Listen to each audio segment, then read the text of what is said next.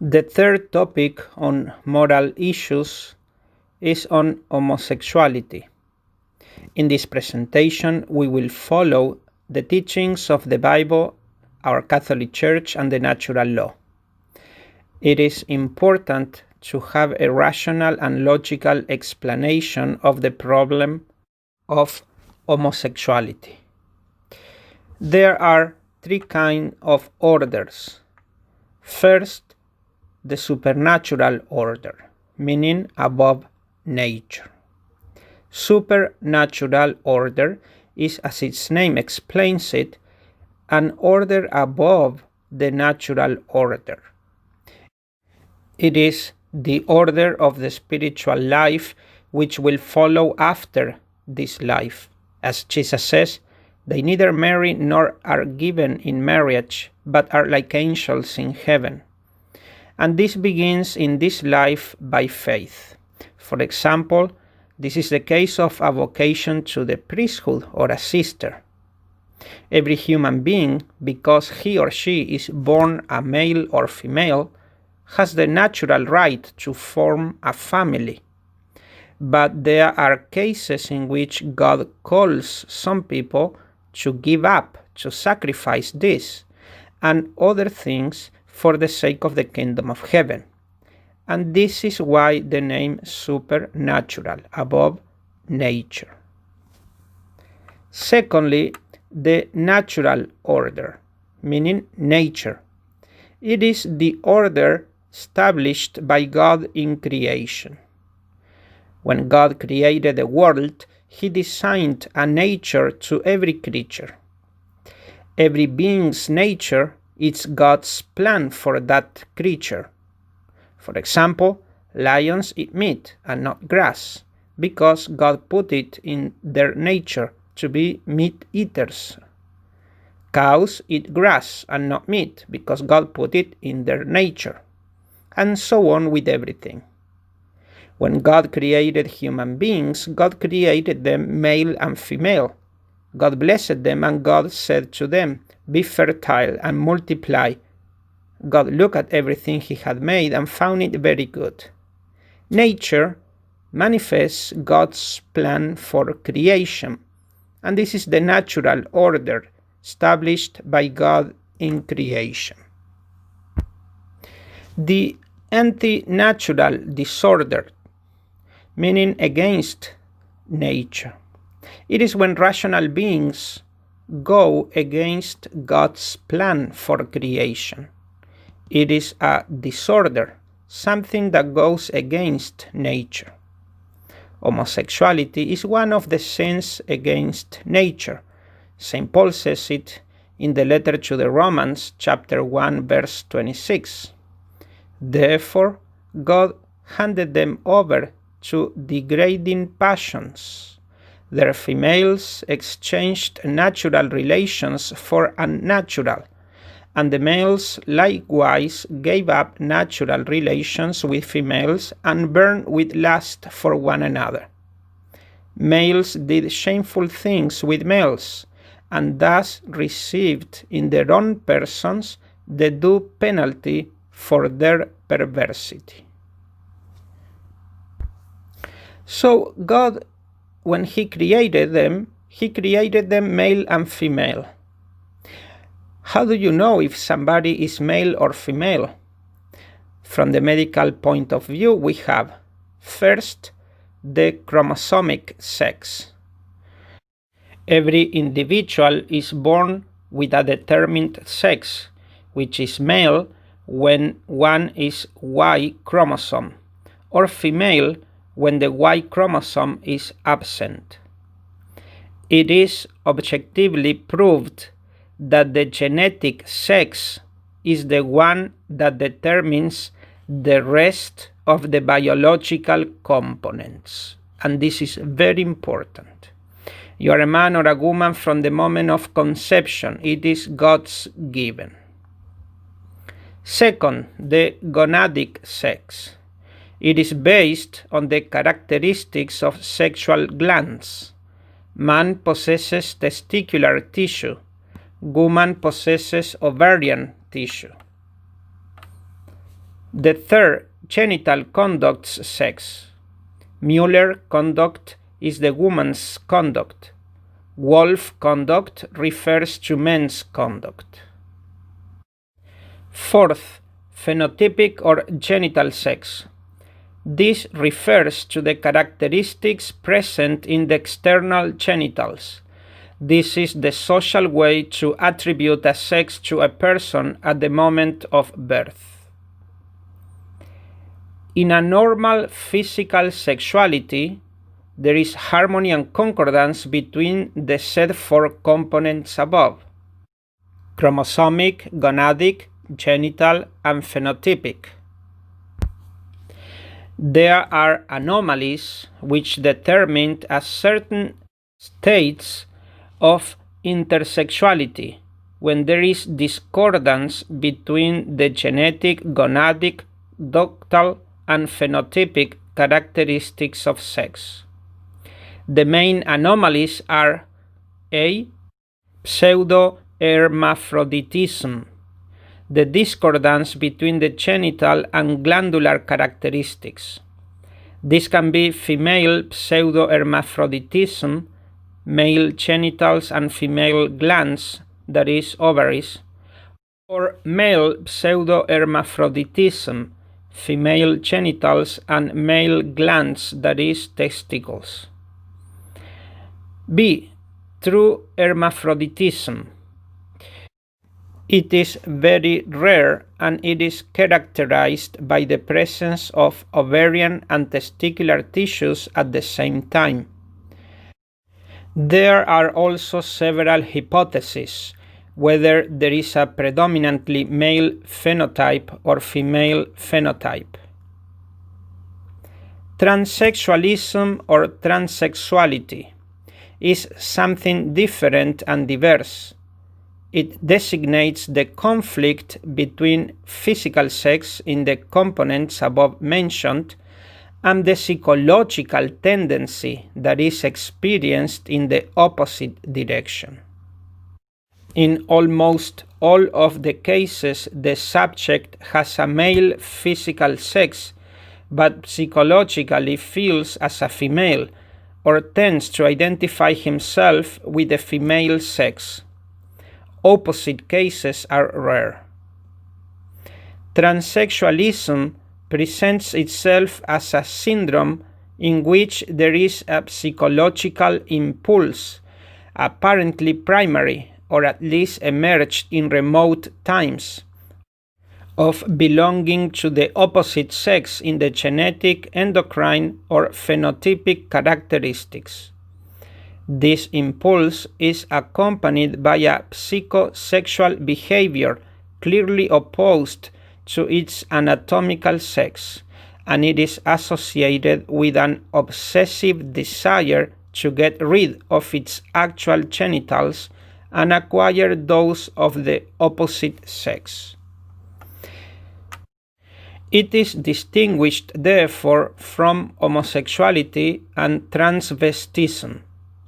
In homosexuality, there is no desire to change sex, but to have sex with same-sex subjects. In transvestism, there is also no desire to change sex, but to dress in clothes of the opposite sex as a condition to achieve sexual arousal, while sexual intercourse is sought with subjects of the opposite sex. It must be said that in transsexualism, from the scientific point of view, the surgical intervention, which is performed in order to adapt the external physical appearances to that of the psychological tendencies, does not overcome the conflict nor fix the harmony with the new sex, but instead it seems to aggravate the sense of frustration. This is more than evident. The most perfect procedure would never be able to perform a true and proper sex mutation. The work of medicine and psychology is to help the patient to reconcile its chromosomic sex, which is God's given and unchangeable, with him or herself. Otherwise, they will do more harm by increasing the division within the patient. He or she will suffer a frustration in its very self. Now I would like to quote a letter to the bishops of the world from the Congregation for the Doctrine of the Faith on the Pastoral Care of Homosexual Persons, given at Rome in October 1st, 1986. It says in the first point, the issue of homosexuality and the moral evaluation of homosexual acts have increasingly become a matter of public debate.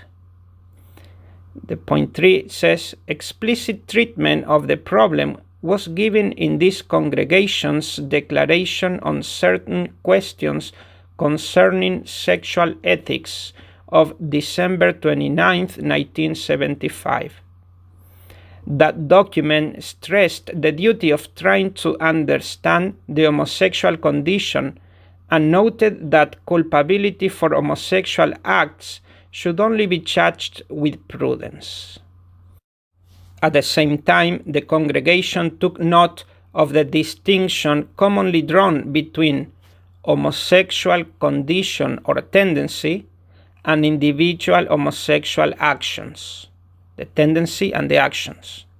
These were described as deprived of their essential and indispensable finality as being intrinsically disordered and able in no case to be approved of.